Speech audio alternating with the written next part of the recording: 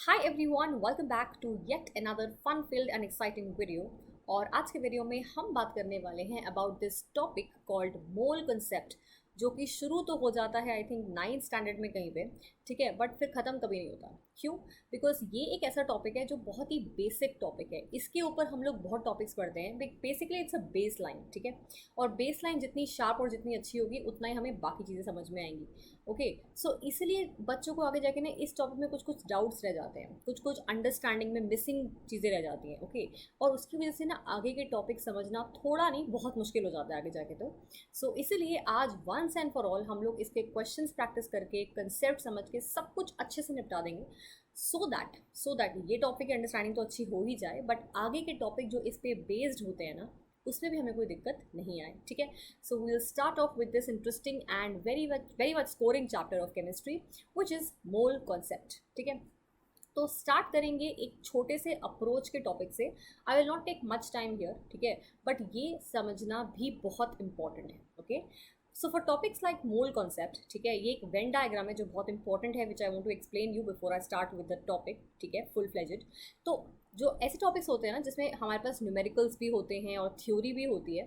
सो some people, of course students हर तरीके के हैं हमारे पास। स्टूडेंट्स कुछ ऐसे होते हैं जो नंबर से डरते हैं, ठीक है, मैथ्स करने से थोड़ा डरते हैं, सोचते हैं कि यार छोड़ो मैथ्स छोड़ो, हम लोग न्यूमेरिकल्स प्रैक्टिस नहीं करेंगे, हम सिर्फ थ्योरी पढ़ लेते हैं, ठीक है। और ऐसे कुछ बच्चे होते हैं जो बोलते हैं कि हमें थ्योरी नहीं पढ़ी जाती हमसे, हम सिर्फ क्वेश्चंस प्रैक्टिस करेंगे हो जाएगा उतने में, राइट। बट ऐसे टॉपिक का अप्रोच हमारे लिए बहुत मैटर करता है। क्यों? Because topics like this have equal proportion of both the questions part and both the theoretical knowledge part, ठीक है। तो इन टॉपिक को हम क्या करते हैं, हम लोग ऐसा नहीं करेंगे कि हम लोग सिर्फ थ्योरी पढ़ लेंगे और क्वेश्चंस को छोड़ देंगे, या ऐसा भी नहीं कर सकते कि क्वेश्चंस कर लो और थ्योरी को छोड़ दो, ठीक है। We have to do these two things in the right proportion, ठीक है। ऑफकोर्स क्वेश्चन प्रैक्टिस करना बहुत ज़रूरी है, तो हम लोग प्रीवियस ईयर्स, उससे प्रीवियस ईयर्स, ठीक है, बाकी क्वेश्चंस भी, एनसीईआरटीज, हर जगह के क्वेश्चंस प्रैक्टिस तो करेंगे ही करेंगे, बट अपनी थ्योरेटिकल नॉलेज को भी बहुत स्ट्रॉन्ग करना इंपॉर्टेंट है। क्योंकि अगर थ्योरी नहीं आएगी ना यार, तो हम क्वेश्चंस में क्या कंसेप्ट लगा रहे हैं, क्यों लगा रहे हैं, कोई फॉर्मूला यूज़ क्यों कर रहे हैं, वो समझ में नहीं आएगा, राइट। तो उस नज़रिए से इस टॉपिक को हम देखेंगे। We will not think of it as like maths है, नंबर्स है, डरेंगे नहीं बिल्कुल भी। जिन भी बच्चों को डर लगता है मैथ्स से, trust me, I was one of you few years back, okay, actually a lot many years back, but अभी वो चीज़ नहीं है, because I knew how to approach a topic. Never be afraid of a topic, ठीक है। और एक बात हमेशा याद रखना कि मुश्किल कुछ नहीं होता, ठीक है। या तो चीज़ आती है या चीज़ नहीं आती है। आती है तो डेफिनेटली आसान है, और नहीं आती है तो पढ़ के समझ जाएंगे यार, ठीक है, बट मुश्किल जैसा कुछ है ही नहीं। Okay, so on that note will start with mole concept. Okay, तो हम क्या करेंगे, हम लोग किसी भी टॉपिक को पढ़ने से पहले एक छोटी सी थ्योरी समझेंगे उसकी, और फिर उस पर क्वेश्चंस प्रैक्टिस करेंगे। और आज के इस वीडियो के बाद अगर तुम्हें मोल कंसेप्ट में कहीं भी कुछ याद करना पड़े, because I am sure after watching this video you will never be able to, तुम्हें कुछ कभी फॉर्मूला याद करने की जरूरत नहीं पड़ेगी, स्पेशली मोल कंसेप्ट का, ठीक है। और क्वेश्चंस में डाउट भी कहीं नहीं आएगा, take me on that. Okay, so let's start with this topic finally. Okay, तो अब हम एक छोटी सी बेसिक थ्योरी पढ़ते हैं, ठीक है। अब ऑफ कोर्स अगर हम लोग ये टॉपिक पढ़ने वाले हैं तो हमें इतना तो पता है कि एटम क्या होता है और मॉलिक्यूल क्या होता है, ठीक है। और क्योंकि अब थोड़े बड़े बच्चे हो गए हैं ना, we are big enough, we are starting for a very big competitive exam, थोड़ी सी अच्छी डेफिनेशन को समझते हैं, ठीक है। What is an atom and what is a molecule? Well, what do you think is an atom? An atom is the smallest entity of an element which participates in a chemical reaction and does not change its identity, ठीक है। समझाती हूँ, पहले हम लोग दोनों की definition पढ़ते हैं, then we'll talk about the explanation part. A molecule is a small, not the smallest entity of a compound. तो वो जो स्मॉलेस्ट एंटिटी थी वो एक एलिमेंट की थी, और ये हमारे कंपाउंड की स्मॉलेस्ट एंटिटी है, which participates in a chemical reaction and does change its identity. इसका मतलब क्या हुआ यार, ये आइडेंटिटी कहाँ से आ गई इसके अंदर, ठीक है। तो फॉर एग्जाम्पल मैं एक रिएक्शन की बात करती हूँ, CH4 plus O2 gives CO2 plus H2, ठीक है। ये नॉर्मल एक रिएक्शन है। Of course this is not a balanced chemical reaction, balancing की बात हम लोग करेंगे आज की वीडियो में कि क्यों ज़रूरी है एंड ऑल दैट, ठीक है। But this is a chemical reaction which I think everybody is very okay with, ठीक है। अब यहाँ पे अगर मैं इस कार्बन एटम की बात करूँ, कार्बन तो एक एटम है ना, कार्बन के साथ 4 हाइड्रोजन एटम्स अटैच्ड हैं to form a methane molecule, ठीक है। सिमिलरली 2 ऑक्सीजन एटम साथ में है to form oxygen gas molecule, तो ऐसे मॉलिक्यूल्स बनते हैं एटम्स को ज्वाइन करके, ये तो पता है हमें, राइट। तो ये जब रिएक्शन हो रहा है तुम देख रहे हो कि रिएक्शन के बाद कार्बन एटम अभी भी कार्बन एटम ही है, ठीक है, हाइड्रोजन एटम अभी भी हाइड्रोजन एटम ही है, ऑक्सीजन एटम अभी भी ऑक्सीजन एटम ही है। ऐसा नहीं कि कार्बन जो है वो लेट्स से यूरानियम बन गया या कार्बन किसी और में कन्वर्ट हो गया। कार्बन ने अपनी आइडेंटिटी नहीं छोड़ी, किसी भी एटम ने अपनी आइडेंटिटी नहीं छोड़ी है, ठीक है, जो पहले था वही वो अब है। तो विच मीन्स दी एटम्स, ठीक है, यानी कि जो एक ही एलिमेंट का छोटा हिस्सा है, कार्बन का छोटा हिस्सा एक कार्बन एटम, ठीक है, वो अपनी आइडेंटिटी लूज नहीं करता। टॉकिंग अबाउट अ मॉलिक्यूल, जैसे कि हमारे पास यहाँ पे एक मिथेन मॉलिक्यूल है, रिएक्शन के बाद बन गया कार्बन डाइऑक्साइड मॉलिक्यूल, ठीक है। तो रिएक्शन से पहले वो एक मिथेन का मॉलिक्यूल था, रिएक्शन के बाद वो एक कार्बन डाइऑक्साइड का मॉलिक्यूल है, तो उसने अपनी आइडेंटिटी चेंज कर ली, ठीक है। तो मॉलिक्यूल्स में और of course they will change the identity of a chemical reaction, but atom अपनी आइडेंटिटी चेंज नहीं करता, ठीक है। तो ये एक थोड़ी सी I would say correct definition हो गई of an atom and of a molecule. अब पढ़ते हैं आगे। Okay, now we have to talk about the atomic mass. अब मैंने क्या बोला कि हम लोग बात करते हैं एक सिंगल एटम की, ठीक है। अब एक सिंगल एटम अनइमेजिनेबली छोटा है, इतना छोटा है कि हम उसके मास की बात तो कर ही नहीं सकते। टॉक अबाउट योर ओन मास, तुम अपना मास या अपना वेट जब मेजर करते हो तो क्या जनरली रहता है, it's something what ever, let's say 60 kg, ठीक है। 60 में एक ऐसी एवरेज नंबर लेके चल रही हूँ, इट कैन बी मोर और less than that, but if I talk about a general weight of a student, okay, of anybody rather, it is about something kgs, ठीक है, क्योंकि हमारा मास इतना है कि हम kg में उसको मेजर कर सकते हैं। बट अगर मैं एक सिंगल एटम की बात करूँ, एक कार्बन एटम की अगर मैं बात कर दूँ लेट्स से, तो हम उसका मास कैसे मेजर करें? इतना कम मास है कि हम लोग केजी में अगर मेजर करने जाएंगे तो 0.0000 पे जीरो लगाते रह जाएंगे। We will not be able to write the mass, ठीक है, ईजिली। बहुत ज़्यादा मुश्किल होगी हमें अगर केजी में हम बात करते हैं तो केजी का यूनिट तो तुम छोड़ दो, केजी में तो हम बात ही नहीं कर सकते, ठीक है। बात रही देन ग्राम्स में कर सकते हैं क्या? ग्राम से भी नहीं कर सकते, मिलीग्राम्स में भी नहीं कर सकते, माइक्रोग्राम्स में भी नहीं कर सकते। बेसिकली मास इसका इतना छोटा और इतना कम है कि हम एक नॉर्मल यूनिट मतलब जो हम लोग यूनिट नॉर्मली यूज़ करते हैं उसमें हम लोग इसके मास की बात नहीं कर सकते, ठीक है। इसलिए हमें एक न्यू यूनिट चाहिए था, okay, and that new unit is called your atomic mass unit. इस यूनिट से हम लोग छोटे छोटे एटम्स, मतलब नॉट छोटे छोटे एटम्स, छोटे छोटे ही होते हैं, बट एटम्स जो कि बहुत अनइमेजिनेबली छोटे हैं उनके वेट की बात करते हैं, ठीक है। टॉकिंग अबाउट कि अच्छा ठीक है किसका वेट कितना हुआ, तो साइंटिस्ट को ये समझ में आया कि सबसे हल्का एलिमेंट अगर कोई है तो वो है हाइड्रोजन, ठीक है। तो हाइड्रोजन को उन्होंने ऐसे ही 1 AMU बोल दिया, और बाकी सारे हाइड्रोजन से हाइड्रोजन से ज़्यादा हैवी थे, तो जितने वो हैवी हैं उतना वो AMU में हो जाएंगे। For example talking about carbon, carbon hydrogen से 12 टाइम्स हैवी था। कार्बन का एटम एक सिंगल एटम, ठीक है, अभी हम सिर्फ सिंगल एटम की बात कर रहे हैं, तो हाइड्रोजन का एक सिंगल एटम इज़ 1 AMU, ठीक है, according to what the scientist said. और कार्बन का एक एटम जो है वो हाइड्रोजन के एटम से 12 टाइम्स मोर हैवी है, that is going to be 12 AMU, okay.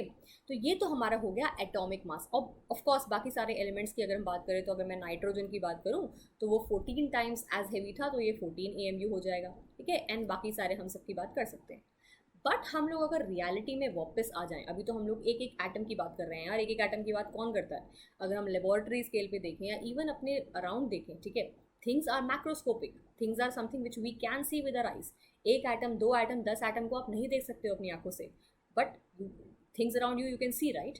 तो हम ऑफकोर्स फाइनली ऐसा चाहेंगे कि हम लोग एटम, जो भी हम लोग केमिस्ट्री की बात करें, वो एक कंफर्टेबल यूनिट में करना चाहेंगे, जो कि होता है ग्राम्स, ठीक है।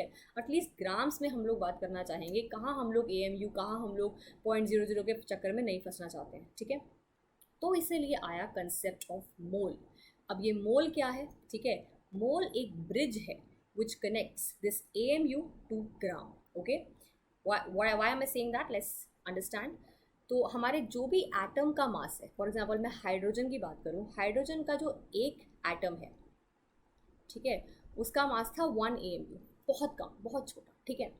पर मैं हाइड्रोजन के 2 एटम की बात करूँगी तो उसका मास हो जाएगा 2 AMU, 3 की बात करूँगी तो 3 AMU हो जाएगा, ठीक है, which of course is also very very small. अगर मैं ये 3, 4, 10 की बात ना करके सीधा 6.022 इंटू 10⁻23 एटम्स ऑफ हाइड्रोजन की बात करूँ, ये बहुत सारे हैं, ठीक है, यानी कि 6022 के बाद 23 और zeros, okay, which means a lot, a very high number, actually 20 और जीरोस, बिकॉज 3 तो यहाँ पे हो जाएगा ना, ठीक है। सो अगर मैं इतने सारे एटम्स ऑफ हाइड्रोजन की बात करूँ then it is going to be 1 gram, ठीक है। तो 1 AMU था एक का वेट, और अगर मैंने एक ना लेके 6.022 इंटू 10⁻23 ले लिए तो उसका वेट हो जाएगा 1 gram. Talking about let's say nitrogen, nitrogen के एक का वेट है 14 AMU, ठीक है। तो 14 एक सिंगल एटम ऑफ नाइट्रोजन का मास है। अगर मैं एक सिंगल एटम की बात करूँ तो 14 AMU, अगर मैं 6.022 इंटू 10⁻23 एटम्स की बात करूँ नाइट्रोजन की, इट इज़ 14 ग्राम्स, ठीक है। तो ये जो 6.022 इंटू 10⁻23 नंबर है, इसको हम बोलते हैं एवोगाड्रोज नंबर, ठीक है। और इसको हम लोग 1 मोल भी कहते हैं, ठीक है। This 6.022 into 10⁻23 entities is going to be equal to 1 mole. Carbon की अगर मैं बात करूं, ठीक है, कार्बन के एक एटम का वेट कितना है 12 AMU, और अगर मैं कार्बन के एक एटम को, वो तो मुझे दिखेगा भी नहीं, राइट, दो एटम भी नहीं देखेंगे, अगर मैं ले लूँ टोटल ऑफ 6.022 इंटू 10⁻23 एटम्स ले लूँ अगर मैं, तो वो इतने मुझे दिखेंगे भी और क्वाइट ज़्यादा भी हैं, and the mass is going to be 12 grams, ठीक है, 12 grams. So this 6.022 into 10⁻23 is nothing but a bridge between the mass which is of one atom and the mass of, or the atomic mass of that particular element, ठीक है। तो ये जो grams में हम लिख रहे हैं ये कुछ नहीं है, ये उस एलिमेंट का अटोमिक मास है, which is the mass of 6.022 into 10⁻23 atoms of that element, ठीक है।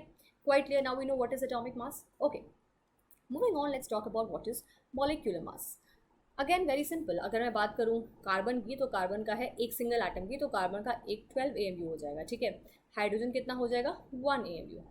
तो ये तो मेरे एटम्स की बात हो गई। अगर मैं एक मॉलिक्यूल की बात करूँ which is let's say CH4, तो इसमें कितना हो जाएगा, carbon is 1, so 1 into 12 AMU plus 4 into 1 AMU, ठीक है, बिकॉज हाइड्रोजन के एटम्स 4 हैं, this is going to be equal to 16 AMU। तो 16 AMU और atomic mass unit is the mass of one molecule, ये एक मॉलिक्यूल है, ठीक है, ऑफ योर मीथेन, ठीक है। बट अगेन मिथेन की बात अगर हम लोग लेबोरेटरी लेवल पे करें या कहीं भी करें तो AMU से कुछ नहीं होने वाला, एक एटम की बात तो हम कभी करने ही नहीं वाले हैं, ठीक है। तो हम कितने एटम्स की बात करेंगे, हम लोग बात करेंगे 6.022 इंटू 10⁻23 मॉलिक्यूल्स की, ठीक है। तो एक मॉलिक्यूल का वेट कितना हो जाएगा 12 AMU, और 6.022 इंटू 10⁻23 मॉलिक्यूल्स का वेट कितना हो जाएगा 12 grams. Is this clear to all of us? Talking about NaCl, ठीक है, NaCl है मेरा, इसका एक एटम ऑफ, एक मॉलिक्यूल ऑफ NaCl का कितना हो जाएगा 23 प्लस 35.4 विच इज़ 58.4 AMU। अगर मैं एक मोल की बात करूँ यानी कि 6.022 इंटू 10⁻23 मॉलिक्यूल्स की बात करूँगी, it is going to be this much and the mass is going to be 58.4 grams. Is this clear? So now we know what is your atomic mass unit and how does it different from gram atomic mass, जो कि ग्राम से हमारा मास होता है किसी भी element, किसी भी एटम या किसी भी किसी भी मॉलिक्यूल का, that is actually not the mass of one molecule और one atom but 6.022 into 10⁻23 atoms और मॉलिक्यूल्स, ठीक है। और ये ही जो नंबर है this is called the mole, okay, ठीक है। ये सारे हैं हमारे different atomic masses of elements grams में, ठीक है, और द ग्राम एटॉमिक मास, ठीक है। तो ये सबको पता ही होते हैं वैसे तो मोस्टली, और कभी कभी एग्जामिनर जब खुश होता है ना तो वो साथ में क्वेश्चन में दे भी देता है the mass of the element, okay, but हमेशा वो खुश नहीं रहता है, तो सेफर साइड थोड़ा याद रहे तो बेटर है। तो ये जो मैंने लिखे हैं यहाँ पे they are most important ones, तो if you can just note these down, take a screenshot, whatever suits you यार, जो भी तुम्हें सही लगे वो तुम करो, बट इनको याद करना ज़रूरी है, ठीक है। टॉकिंग अबाउट मॉलिक्यूलर मासेस, यार मॉलिक्यूलर मास निकालना बड़ा सिंपल सा होता है, ऐसा कुछ बहुत मुश्किल नहीं है। फॉर एग्जांपल मैं वाटर की बात करूँ तो water is 2 atoms of hydrogen, तो 2 into 1 plus 16 so it's 18 grams, quite simple है ना। बट क्या होता है ना, एग्जाम में हमको टाइम होता है बचाना, ठीक है, जहाँ टाइम बच जाए वहाँ बचा लो। तो अगर हम यहाँ पे टाइम बचा सकते हैं, अगर हमें थोड़ा बहुत मॉलिक्यूलर मास याद है तो इट्स बेटर है ना, और कभी कभी गलती भी अवॉइड हो जाती है, राइट। तो ऐसे कुछ कुछ इंपॉर्टेंट वाले जो मैंने लिखे हुए हैं इनका तो यार याद ही कर लो, और अगर नहीं हो रहा है तो इट्स ओके, निकाल सकते हो उस टाइम तो निकाल लेना, कोई इशू नहीं है, ठीक है। तो ये हमारे कुछ एटॉमिक मासेस हैं और ग्राम एटॉमिक मासेस हैं, ठीक है। Here because these are in grams, so you know it is not about one atom but 6.022 atom into 10⁻23 atoms और मॉलिक्यूल्स, ठीक है। ये भी ग्राम्स में है, तो हम लोग एक की बात नहीं कर रहे हैं, बट हम 6.022 इंटू 10⁻23 और एवोगाड्रो नंबर ऑफ मॉलिक्यूल्स की बात कर रहे हैं यहाँ पे, ठीक है। तो अब हम लोग ये हमारे फॉर्मूलाज, ठीक है, जब भी हम क्वेश्चंस पे आगे जाने वाले हैं, दीज आर द फॉर्मूलाज जो तुम्हें याद नहीं करने हैं, ठीक है।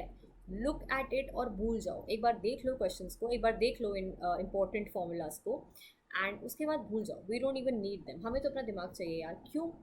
बेसिकली यार हमारे पास बहुत सारे सब्जेक्ट्स हैं, हमें पास एक सब्जेक्ट नहीं है। वी हैव फिजिक्स ऑल्सो, है ना, और केमिस्ट्री के बड़े बड़े चैप्टर्स भी हैं हमारे पास, इक्विलिब्रियम, थर्मोडाइनमिक्स, बहुत बड़े चैप्टर्स हैं। तो अगर हम वहाँ पे हम लोग फॉर्मूला याद करें तो समझ में आता है। जहाँ पे हम लोग थोड़ा सा ईजी रख सकते हैं, वाई नॉट, वहाँ पे क्यों याद करना है, ठीक है। कितना फॉर्मूला याद करेगा, एक ही तो दिमाग है ना। तो हम क्या करेंगे कि जहाँ पे हम लोग अपने दिमाग से क्वेश्चन को सॉल्व कर सकते हैं वहाँ पे हम वैसा करेंगे, और जहाँ पे हमको फॉर्मूला याद करना ज़रूरी है वह तो करना ही पड़ेगा ना, कुछ कर नहीं सकते हैं। सो ये जो फॉर्मूलाज हैं वो एक बार देख लो, बट उसके बाद हम उसको याद तो नहीं करेंगे। Let's see how. वेल, अब हम जो मैं जो बोलने वाली हूँ या मैं जो लिखने वाली हूँ, that is something which is going to help you not even memorise even one formula, ठीक है। तो जब भी हम किसी एटम की बात करते हैं, ठीक है, अगर मैं एक एटम की बात करूँगी, क्योंकि वो तुझसे पूछेगा, कभी पूछेगा कि what is the number of atoms, what is the mass of the atom, what is the molecular मास, बहुत सारे क्वेश्चंस बना सकता है वो, आगे जाके हम लोग प्रैक्टिस भी करेंगे। पर जब हम किसी, अब बस ये समझना कि तुम एटम की बात कर रहे हो या मॉलिक्यूल की बात कर रहे हो, ठीक है।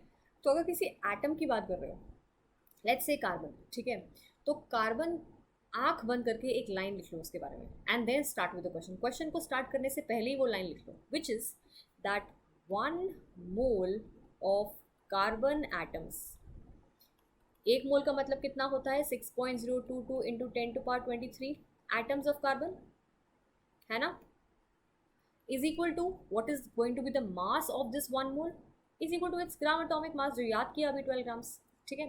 एटम है तो एटॉमिक मास लिख दो, मॉलिक्यूल होगा तो मॉलिक्यूलर मास लिख देंगे, ठीक है। अगर एक सिंगल एटम ऑफ कार्बन की बात हो रही होती है तो हम लोग बोलते हैं 12 AMU, बट क्योंकि एक मोल ऑफ कार्बन एटम्स की बात हो रही है, तो यानी कि 6.022 इंटू 10⁻23 एटम्स की बात हो रही है, तो उसका मास हो जाएगा 12 ग्राम्स, ठीक है। अब ये जो लाइन है इसको हम लिख लेंगे, और क्या करेंगे, हम लोग लगाएंगे यूनिटरी मेथड। अब यूनिटरी मेथड क्या होता है वो भी थोड़ा समझ लो। जब भी हम लोग, बेसिकली वो क्या बोलेगा, एक चीज़ बताएगा और एक चीज़ निकलवाएगा, ठीक है। तो जो भी हमें चीज़ निकालनी होगी उसको हम रखेंगे अपने राइट साइड पे, और जो हमें चीज़ पता होगी उसको हम रखेंगे अपने लेफ्ट साइड पे। सी वट एवर जो मैं सब बोल रही हूँ ना, ये सब हम लोग प्रैक्टिस करेंगे अभी जस्ट 2 और मिनट में, बट एक चीज़ बस समझते जाओ कि हम लोग क्वेश्चन को कैसे अप्रोच करेंगे बिना फॉर्मूला को याद किए, ठीक है। तो ये तो हमें हो गया जो लाइन हमें लिखनी है। अब अगर हम किसी गैस की बात करेंगे, लेट्स से हाइड्रोजन, ठीक है, H2 एक गैस होती है, ठीक है। हम किसी लिक्विड या किसी गैशियस स्टेट की बात करेंगे तो हमारे पास वॉल्यूम भी आ सकता है, क्योंकि सॉलिड्स के तो वॉल्यूम की बात हम करेंगे नहीं, बट हम लिक्विड्स की और गैशियस के वॉल्यूम की बात कर सकते हैं, ठीक है। तो इन दैट केस अगर हम लोग H2 which is a molecule, ठीक है, अब यहाँ पे H2 एक मॉलिक्यूल है बिकॉज वो 2 एटम से मिलके बना हुआ है, राइट। तो यहाँ पे एटॉमिक मास की जगह मॉलिक्यूलर मास आ जाएगा, right. Similarly, 1 mole of H2 molecules is equal to 1 mole में कितने molecules जाएंगे, 6.022 इंटू 10⁻23 molecules of hydrogen, ठीक है, is equal to what is going to be the mass of it, you know this, 2 grams, ठीक है, क्योंकि hydrogen molecule का मास कितना है, 2 grams, it is 2 into 1, right, 2 grams, simple, okay, is going to be equal to 22.4 liters at STP, where STP is standard temperature pressure, ठीक है। तो क्योंकि हमारा H2 एक गैस है तो हम लोग इसके वॉल्यूम की बात कर सकते हैं, या वो हमसे वॉल्यूम से रिलेटेड क्वेश्चन पूछ सकता है। तो ये याद करना है कि 1 मोल H2 मॉलिक्यूल्स में कितने मॉलिक्यूल्स होते हैं, क्या उसका मास होता है, और उसका वॉल्यूम क्या होता है एट STP, ठीक है। तो ये जो लाइन है ये हम किसी भी डिफरेंट एटम या किसी भी डिफरेंट मॉलिक्यूल के लिए लिख सकते हैं, और वैसे हम उस क्वेश्चन को अप्रोच करेंगे, ठीक है। अब ये जो मैंने बोला इसको हम लोग क्वेश्चंस पे अप्लाई करते हैं, and you your self will see कि क्यों हमें याद करने की ज़रूरत तो डेफिनेटली नहीं है, ठीक है। What is the mass in grams of 1 atom of hydrogen, तो इसने किस एटम की बात कर रही है, इज टॉकिंग अबाउट हाइड्रोजन, ठीक है। तो बस वो लाइन लिखो, 1 मोल ऑफ हाइड्रोजन क्या है, एटम है कि मॉलिक्यूल है, एटम है, ठीक है, is equal to 6.022 into 10⁻23 atoms of hydrogen is equal to 1 gram. हम लोग वॉल्यूम फिलहाल नहीं लिख रहे, उसने पूछा नहीं है, ठीक है। व्हाट इज द मास, उसने पूछा mass in grams of 1 atom of hydrogen. तो रिलेशन किसके बीच में बनाना है, एटम्स के बीच में और मास के बीच में, ठीक है। एटम है मेरा यहाँ पे, सॉरी एटम्स है मेरा, ये तो मोल हो गया ना, सॉरी एटम्स है मेरा यहाँ पे और मास है मेरा यहाँ पे। वो मुझसे पूछ क्या रहा है, व्हाट इज़ द मास, मतलब वो मुझसे मास पूछ रहा है क्या है, ठीक है। सो जो मुझसे पूछा जाता है वो मैं रखती हूँ इस साइड पे, जो मुझे पता होता है वो मैं रखती हूँ इस साइड पे। ये तो हमें क्लियर है, ठीक है। Okay, so he is asking the mass, तो मैं इसको एज इट इज लिख लेती हूँ। 6.022 इंटू 10⁻23 एटम्स ऑफ हाइड्रोजन का मास होता है 1 ग्राम। ये जो मैं तुम्हें करना सिखा रही हूँ this is simply unitary method, कुछ अलग नहीं है इसके अंदर, ठीक है। तो इतने एटम्स का मास है 1 ग्राम, ओके। एक एटम का मास कितना हो जाएगा, of course 1/6.022 into 10⁻23 grams, simple, ठीक है। आंसर कितना आ गया, answer is going to be equal to 3.011 into 10⁻24 grams. तो तुम देख रहे हो यहाँ पे the question is so simple, कोई मुश्किल चीज़ थी इसमें, नथिंग, ठीक है। But the only thing is कि हमको अब अगर हम फॉर्मूला के बाद चलेंगे तो फॉर्मूला मेरा ये रहा, ठीक है। This is the formula, here you can see what is the weight of 1 atom. तो क्या है, एटॉमिक वेट अपॉन 6.022, वही तो किया हमने, ठीक है। 1 which is atomic weight upon 6.022 तो किया हमने, लेकिन हमने फॉर्मूला याद नहीं किया, हमने तो सिंपल सा एक कंसेप्ट लगाया कि यार इतने आइटम्स का मास अगर 1 है तो एक का मास इतना हो जाएगा, यूनिटरी मेथड। वो कैसे किया हमने, जो हमें फाइंड आउट करना था वो हम लोग रखते हैं राइट हैंड साइड पे, जो हमें पता होता है वो हमें लगता है लेफ्ट हैंड साइड पे, रिलेशनशिप एस्टैब्लिश करते हैं और आंसर निकालते हैं, ठीक है। Is this quite simple, is it very easy, we don't have to even memorise the formula, ठीक है। तो ओके, नेक्स्ट क्वेश्चन देखते हैं। The mass of an atom of an element is इतना, फाइंड इट्स मोलर मास, ठीक है।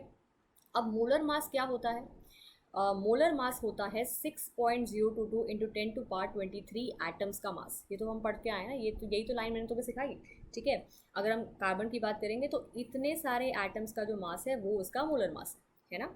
तो basically ये कंसेप्ट, अब ये इसको ये कंसेप्ट है, ये तुम्हें तब पता होगा जब तुम्हें कंसेप्चुअल नॉलेज होगी कि जो भी किसी इसका मॉलिक्यूलर मास या एटॉमिक मास होता है वो बेसिकली उसके 6.022 इंटू 10⁻23 एटम्स या मॉलिक्यूल्स का मास होता है ना। Okay, he is saying the mass of an atom, एक एटम का मास कितना उसने बताया मुझे, 6.66 इंटू 10⁻24 ग्राम्स, ठीक है, ये ग्राम्स में, okay. Find its molar mass, तो एक एटम का मास अगर इतना है तो 6.022 इंटू 10⁻23 का कितना हो जाएगा, 6.66 इंटू 10⁻24 मल्टीप्लाइड बाई 6.6022 इंटू 10⁻23। अगर तुम इसको सॉल्व करोगे the answer is going to be weight equal to around 4.00 grams, ठीक है। So the answer is going to be coming out to be equal to 4 grams. तो ये एक कंसेप्चुअल चीज़ थी, तुमसे वो पूछ रहा है कि किसी के एक एटम का मास तुम्हें अगर पता है तो तुम क्या उसका मॉलिक्यूलर मास निकाल सकते हो, ऑफ कोर्स निकाल सकते हैं, ठीक है। एक एटम का मास नहीं होता मॉलिक्यूलर मास, 6.022 या एवोगाड्रो नंबर ऑफ एटम्स का मास होता है उसका एटॉमिक मास, या फिर अगर मॉलिक्यूल है तो मॉलिक्यूलर मास, ठीक है। Alright, next is how many molecules of CO2 are present in 22 grams of it. तो CO2 क्या है, मॉलिक्यूल है, मॉलिक्यूल की लाइन लिख दो, सिंपल सी बात है। CO2 की यहाँ बात हो रही है तो इसका मॉलिक्यूलर मास कितना हो जाएगा, 1 atom of carbon plus 2 atoms of oxygen, तो it is going to be equal to 12 plus 32 which is 44 grams, ठीक है। तो इसका मॉलिक्यूलर मास है 44 ग्राम्स। तो अगर मैं लाइन लिखूँ तो 1 mole of CO2 molecules is equal to 6.022 into 10⁻23 molecules of CO2 is equal to 44 grams of CO2, ठीक है, which is the molecular mass of CO2. Okay, how many molecules? तो he is asking this, एक relationship ये है present in 22 grams of it और एक ये है, ठीक है। अब मुझे निकालना है मॉलिक्यूल्स को, मतलब मॉलिक्यूल्स का मुझे आंसर निकालना है, हाउ मेनी मॉलिक्यूल्स पूछ रहा है, molecules has to be on this side, ठीक है। सो हमारा हम इसको बस ऐसे और ऐसे लिख देंगे और कोई बात नहीं है। तो 44 ग्राम्स ऑफ CO2 में 6.022 इंटू 10⁻23 मॉलिक्यूल्स हैं ऑफ CO2, ठीक है। सिंपल यूनिटरी मेथड 44 ग्राम्स में इतने हैं, तो 1 ग्राम में कितने हो जाएंगे? 6.022 इंटू 10⁻23 डिवाइडेड बाय 44, और हमें पूछा कितना है, 22 ग्राम्स में कितने हो जाएंगे? मल्टीप्लाई 22, ठीक है। The answer is 3.011 into 10⁻⁻23, sorry +23, sorry, ठीक है। This is the number of molecules in 22 grams of it.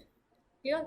तो अगेन हमने कोई फॉर्मूला यूज़ किया नहीं किया, हमने सिंपल एक यूनिटरी मेथड लगाया कि इतने में इतना होगा तो इतने में कितना होगा, सिंपल, ठीक है। बस ये पता होना चाहिए कि जो हम लोग निकाल रहे हैं, the thing which you are finding out is has to be on the right hand side, और जो हमको पता है that is going to be on the left hand side. और दोनों हमने रिलेशन जो निकाले वो हमने क्वेश्चन में देखा कि किसका रिलेशन हमें डेवलप करना है, और हमने अपनी लाइन में से उन दोनों चीज़ों को नीचे लिख दिया, ठीक है। सो isn't it very easy? I think it's very very easy.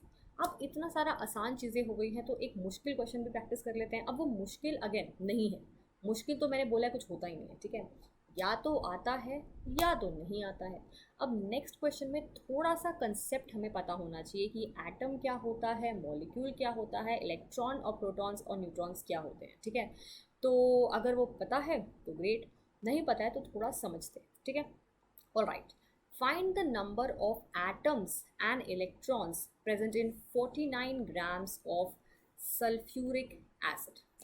Okay, right. तो अगर इसने पूछा एटम्स, ठीक है, इसने एटम्स पूछा है मुझसे, जबकि मुझे दिख रहा है कि सल्फ्यूरिक एसिड यानी कि H2SO4 it is a molecule, right, it is not an atom, it is a molecule, है ना। तो हमको बात करनी है, हमें पहले तो निकालना है कि अगर मैं इतना ग्राम ले लूँ सल्फ्यूरिक एसिड, ठीक है, तो उसमें टोटल कितने एटम्स होंगे और टोटल कितने इलेक्ट्रॉन्स होंगे। तो this is something which we have to find out. अब जिनको ये क्वेश्चन समझ में थोड़ा थोड़ा आ रहा है वो तो स्टार्ट कर दो, जिनको नहीं समझ में आ रहा है वो मेरे साथ करो, ठीक है। सबसे पहले तो हम लोग अपनी लाइन लिख देंगे, ठीक है। सल्फ्यूरिक एसिड का मॉलिक्यूलर मास निकाल लो, सिंपल सा है, मैंने याद भी कराया था अभी यहाँ पे पीछे, ठीक है। ये रहा, सल्फ्यूरिक एसिड का होता है 98 ग्राम्स। तो अगर मैं 2 इंटू 1 प्लस 32 प्लस 4 इंटू 16 करूँगी, answer is going to be 98, ठीक है। तो 98 ग्राम्स इसका मॉलिक्यूलर मास है, ओके। तो अगर मैं यहाँ पे पुट करूँ, all right, so 1 mole of sulphuric acid molecules is going to be 6.022 into 10 to power 23 molecules of sulfuric acid is going to be equal to 98 grams of sulfuric acid, ठीक है, okay. Find the number of atoms. तो atoms को निकालने से पहले हम लोग total number of molecules निकाल लेते हैं, और मुझे पता है कि सल्फ्यूरिक एसिड के एक मॉलिक्यूल में कितने एटम्स हैं, 2 एटम्स हो गए हाइड्रोजन के, 1 एटम हो गया सल्फर का, 4 एटम्स हो गए ऑक्सीजन के, ठीक है। तो टोटल कितना हो गया, 4 + 1 + 2 4 5 6 7, तो 7 एटम्स, ठीक है। तो एक मॉलिक्यूल में तो मेरे पास 7 एटम है। तो इफ़ आई समहाउ नो कि टोटल मॉलिक्यूल्स कितने हैं, तो मैं उसको मल्टीप्लाई बाय 7 करूँगी, आई will be getting the number of atoms, है ना। तो पहले हम लोग नंबर ऑफ मॉलिक्यूल्स निकाल लेते हैं फटाफट से। तो मुझे निकालने नंबर ऑफ मॉलिक्यूल्स किससे, वेट से, ठीक है। मुझे 49 ग्राम्स वेट गिवन है, तो मुझे ये पार्ट निकालना है, तो ये आ जाएगा इस तरफ, ये आ जाएगा इस तरफ, राइट।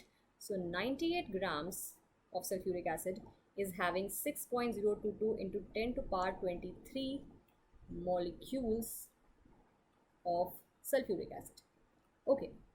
अगर 98 में इतना है तो 1 ग्राम में कितना हो जाएगा, 6.022 इन 10 to power 23 डिवाइड बाय 98, और टोटल मास मेरे पास है कितना, 49 इंटू 49, ठीक है। सिंपल कैलकुलेशन है, I have done the calculation, so I am not going to do it again. The answer is going to be 0.5 multiplied by 6.022 into 10 to power 23, ठीक है। ये मेरे हो गए total molecules of sulphuric acid, ठीक है। तो एक मॉलिक्यूल में 1 मॉलिक्यूल इज हैविंग 7 एटम्स, ठीक है, और टोटल मॉलिक्यूल्स कितने हैं, इतने। तो टोटल एटम्स कितने हो जाएंगे, atoms total is going to be 0.5 into, I am just going to write Na because 6.022 into 10 to power 23 बहुत लंबा हो जा रहा है, multiplied by 7। This is my total number of atoms present in 49 grams of sulphuric acid. Hush, आधा question is done, ठीक है। Now he is asking what is the total number of electrons, ठीक है। तो अगर मैं सल्फ्यूरिक एसिड का molecule देखूँ, दिस इज H2SO4, ठीक है। अब ये तो पता है कि इलेक्ट्रॉन्स क्या होते हैं, इलेक्ट्रॉन्स एंड प्रोटॉन्स इक्वल होते हैं नंबर, और एंड प्रोटॉन्स प्लस न्यूट्रॉन उसका मास होता है, ठीक है। तो हाइड्रोजन में होता है एक इलेक्ट्रॉन, उसमें भी होगा एक इलेक्ट्रॉन, सल्फर में होते हैं 16 इलेक्ट्रॉन्स और ऑक्सीजन में होते हैं 8 इलेक्ट्रॉन्स, ठीक है। टोटल इलेक्ट्रॉन्स एक मॉलिक्यूल में कितने हो गए, 8 plus 8 plus 8 plus 8 plus 16 plus 1 plus 1 which totals to 50 electrons, okay. यानी कि एक मॉलिक्यूल में 50 इलेक्ट्रॉन्स है, ठीक है। और टोटल मॉलिक्यूल्स कितने हैं हमारे पास, अभी तो निकाला था हमने ये रे, ठीक है। So this is going to be, electrons कितने हो जाएंगे, 50 multiplied by this number right here. Is it clear? Total number of molecules ये है ना हमारे, और एक मॉलिक्यूल में 50 इलेक्ट्रॉन्स है, और टोटल मॉलिक्यूल्स कितने हैं ये। So if you multiply this to I will be getting the total number of electrons. Is it clear? तो ये हमारा एक प्रीवियस ईयर क्वेश्चन है of JEE, not of NEET, okay. Little tricky, I will not call it difficult again, because simple था, आता था तो हो गया, नहीं आता था तो नहीं होता है ना, नहीं आता था तो हम पढ़ेंगे, कोई इसमें बड़ी बात नहीं है। It's a little tricky but I think it's a very good question, जिसमें हमें एक ही क्वेश्चन में ही आस्क्ड अस अबाउट एटम्स, ही asked us about mole concept, ही asked us whether we know what is electron, proton, neutron. तो ऐसे क्वेश्चंस को एक्सपेक्ट करो जिसमें वो एक ही क्वेश्चन में डिफरेंट टॉपिक्स तुमसे पूछ रहा है, ठीक है। So here we understand the mole concept थोड़ा सा कंसाइज में, बस एक चीज़ समझो, लाइन लिख दो और उसके बाद क्या करो, उस लाइन में से चीज़ें छांटो जो तुम्हें चाहिए, ठीक है। उसको उस मैनर में लिखो, जो चाहिए वो इस तरफ, जो पता है वो इस तरफ, put the unitary method and get to your answer. Don't memorize any formula, repeating it over and over again. Alright, moving forward. Okay, आते हैं अपने next topic पे, which is average atomic mass. Okay, हमने समझ लिया what is atomic mass of one atom, ठीक है। छोटा सा होता है, हम लोग AMU में लेते हैं बिकॉज बाकी सब यूनिट बहुत बड़े हैं उसके लिए, ठीक है। तो नया यूनिट आया which is AMU, और अगर हम चाहें तो हम ग्राम से भी निकाल सकते हैं, बट बहुत कम वैल्यू आएगी, ओके। देन हमने बात करी what is gram atomic mass, which where we talk about not 1 not 2 but Avogadro number of the atoms, ठीक है। और उनकी बात करेंगे तो हो जाएगा ग्राम एटॉमिक मास, क्योंकि वो ग्राम्स में होगा, ठीक है। Now talking about what is average atomic mass. अब एवरेज एटॉमिक मास में हमने एक वर्ड एवरेज और जोड़ दिया, बात हम अभी भी एटॉमिक मास की ही कर रहे हैं, ठीक है। टॉकिंग अबाउट लेट्स से एग्जाम्पल, अगर मैं हाइड्रोजन की बात करूँ विच is a very very common atom, ठीक है, जो हमें दिखता है अपने इन्वायरमेंट में। तो हाइड्रोजन जो होता है ना, उसका मास हमें क्या याद है, हम याद क्या करते हैं, हाइड्रोजन का मास हम बड़े खुश होकर 1 ग्राम लिखते हैं, मतलब ये 1 ग्राम जो हम लिख रहे हैं वो ग्राम एटॉमिक मास है। अगर एक एटम की बात करूँ तो it is going to be 1 AMU, है ना। तो अगर मैं बात करूँ अबाउट हाइड्रोजन, तो मुझे जो याद है इट इज़ 1 ग्राम, बट ऐसा 1 ग्राम मुझे क्यों याद है, बिकॉज मोस्ट हाइड्रोजन एटम जो मुझे अपने इन्वायरमेंट मिलता है that is having the mass of 1 AMU, अगर मैं एटम की बात करूँ, ठीक है। बट हाइड्रोजन हमें मिलता है 1 AMU का, ठीक है। हाइड्रोजन हमें मिलता है 2 AMU का भी, और हमें मिलता है 3 AMU का भी। इसको हम लोग कहते हैं ड्यूटेरियम, और इसको हम बोलते हैं ट्रिटियम, ठीक है। विच बेसिकली मीन्स कि हाइड्रोजन हमारे इन्वायरमेंट में नॉट 1 टाइप का बट 3 डिफरेंट मासेस का प्रेजेंट है, which is 1 AMU, 2 AMU, 3 AMU। पर हम याद तब भी 1 AMU वाले को ही कर रहे हैं यार, ऐसा क्यों, ठीक है। चलो दूसरा एग्जाम्पल देखते हैं, टॉकिंग अबाउट कार्बन। कार्बन का मुझे क्या याद है, मास 12 ग्राम्स, ठीक है। This is the gram atomic mass of course. अगर एक एटम की बात करूँ तो 12 AMU होगा, ठीक है, याद मुझे ये है।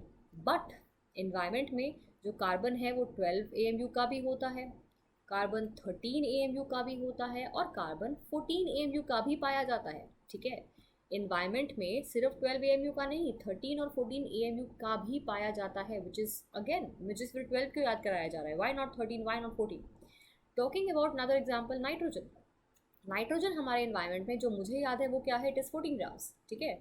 बट नाइट्रोजन 14 AMU का भी पाया जाता है, एक एटम ऑफ नाइट्रोजन, और 15 AMU का भी पाया जाता है, ठीक है। अगेन मुझे तो 14 सिर्फ याद है, ठीक है।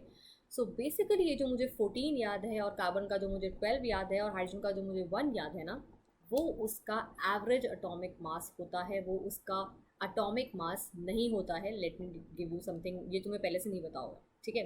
तो तुम्हें ये टेबल में याद कराया जा रहा है ना, यहाँ पे जो मैंने तुम्हें याद कराया है, all these are average atomic masses. These are not the exact atomic masses. ये 35.5 जो तुम याद कर रहे हो क्लोरीन का, ठीक है, this is an average of every basically all these are average atomic masses. और अब इसका कंसेप्ट थोड़ा समझते हैं कि ऐसा क्यों, ठीक है। तो बेसिकली हम लोग, जैसे कि मैंने बोला यहाँ पे, हम लोग याद कर रहे हैं इनका एवरेज एटॉमिक मास। सो बेसिकली जैसे कि मैंने बोला कि 3 टाइप्स का प्रेजेंट है, ये तीनों मैंने जो एग्जांपल दिए, ऑफ कोर्स डिफरेंट बहुत सारे और एलिमेंट्स जो डिफरेंट टाइप्स में आते हैं, पर मैंने 3 एग्जांपल्स लिए हैं, ठीक है। तो क्या होता है ना कि एनवायरनमेंट में कितना प्रेजेंट है वो भी एक इम्पॉर्टेंट फैक्टर है, ठीक है। 3 डिफरेंट मासेस हैं, बट कितना मास, कौन सा वाला जो मास है वो मैक्सिमम है, कौन सा वाला मास है जो कम है, that is also an important factor.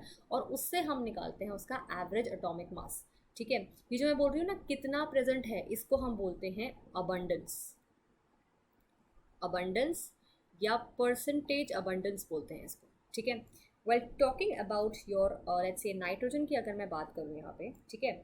So nitrogen का जो मेरा 14 AMU वाला नाइट्रोजन है ना, जो मुझे याद है बेसिकली, वो हमें मिलता है 99.99%। सो मैं अगर एक सर्वे करूँ अपने एनवायरनमेंट में और मैं नाइट्रोजन एटम ढूंढती फिरूँ तो मुझे 99.99% मिलेगा 14 AMU वाला, और 0.01% मुझे मिलेगा 15 AMU वाला, ठीक है। तो 15 AMU वाला है तो सही, पर बहुत ही कम है, बहुत ही कम है, 0.01% एग्जिस्ट कर रहा है, ठीक है।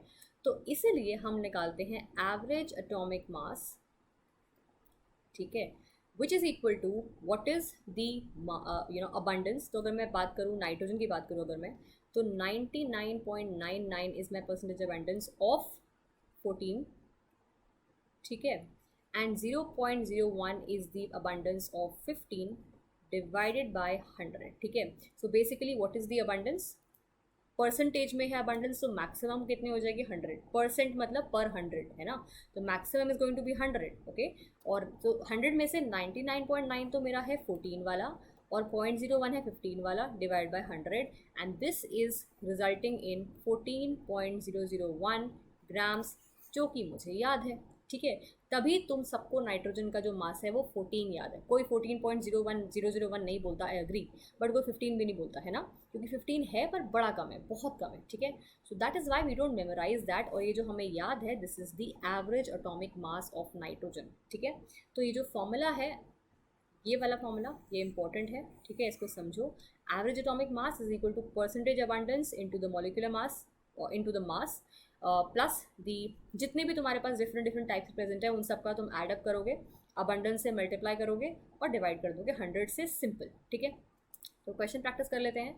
बोरॉन कंसिस्ट ऑफ 2 आइसोटोप्स, ठीक है, ये जो हमें डिफरेंट टाइप्स के, मतलब basically same atomic number but different atomic masses मिल रहे हैं, these are nothing but isotopes, ठीक है।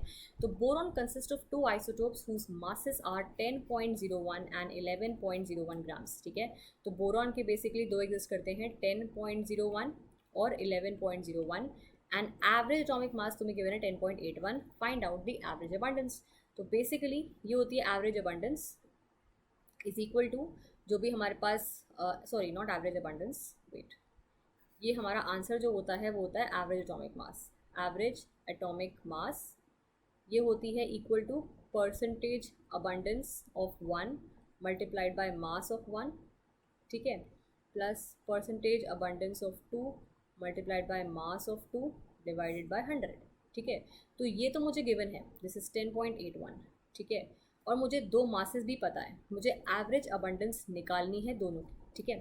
तो टोटल कितनी होगी अबंडेंस, वो तो 100 ही रहेगी, ठीक है। तो मैं एक को x मानती हूँ, एक को 100 माइनस x मान लेती हूँ, कोई बड़ी बात नहीं है, ठीक है। तो मास 1 दिस इज 10.01, तो 10.01 multiplied by x plus 11.01 multiplied by 100 minus x, क्योंकि अगर एक अबंडेंस लेट्स से 2% है तो दूसरी 98 होगी, एक 5 है दूसरी 95 होगी, क्योंकि टोटल तो 100 होना ही है, ठीक है, क्योंकि परसेंट है तो टोटल तो 100 है ही मेरा, है ना, सेंट मतलब होता है 100, ठीक है, divide by 100। So when I solve this entire equation I will be getting, जो तुम करोगे करना ज़रूर, ठीक है, x comes out to be equal to 20 और 100 माइनस एक्स कितना हो जाएगा 80, ठीक है। So my x, which is 10.8, is 20%, this is 80%, and that is going to be your answer. Simple. Okay. Moving on, we have the average molecular mass or effective molecular mass, ठीक है। तो अभी जो मैंने average atomic mass पढ़ा ये एक बहुत इंपॉर्टेंट टॉपिक है बट एटॉमिक मास से रिलेटेड है, ठीक है। बट अब हम जो पढ़ेंगे this is related to molecular mass. Molecular mass भी हमें पता है क्या होता है, ग्राम मॉलिक्यूलर मास ही पता है हमें क्या होता है। अब एवरेज समझते हैं क्या होता है, ठीक है। तो ये जो हमारा टॉपिक है या फिर इसको इफेक्टिव मॉलिक्यूलर मास भी बोलते हैं। This is a topic which is important with respect to gaseous state, जो एक चैप्टर है जो हम थोड़े टाइम बाद पढ़ेंगे, ठीक है। बट इसको समझ लेते हैं अभी से क्या होता है। इसको हम लोग EMM, इसकी शॉर्ट फॉर्म होती है EMM और इफेक्टिव मॉलिक्यूलर मास। इसका एक सिंपल सा फॉर्मूला होता है which is nothing but total mass, ठीक है, of whatever molecule that we talking about divide by total moles, ठीक है। Total mass by total moles is simply your EMM, ठीक है। तो सिंपल सा फॉर्मूला है, आई डोंट थिंक इसमें कुछ क्वाइट डिफिकल्ट वाली चीज़ है, बट इसका एक क्वेश्चन प्रैक्टिस फिर भी कर लेते हैं, वाई नॉट, ठीक है। थोड़ी स्पीड पकड़ेंगे। A container has 16 grams of oxygen. अब देखो ऐसे क्वेश्चंस में और किसी भी क्वेश्चन में, ठीक है, तुम्हें ऐसे गिवन होगा it has 16 grams of oxygen.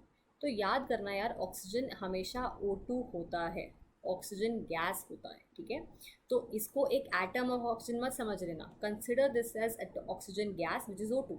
Similar for nitrogen, nitrogen भी N2 होता है, ठीक है, it is not simply N, okay. Okay, calculate the EMM। अब हमारे पास EMM क्या होता है, मैंने क्या याद कराया, total mass present upon total moles, ठीक है। टोटल मास तो मेरे पास पता है कितना है, 16 + 56 is the total mass which I have, ठीक है, which is equal to 72। Okay, now I have to find total moles. Total moles कैसे निकालूंगी, दोनों के मोल्स निकाल के ऐड कर दो, सिंपल सी बात है, ठीक है।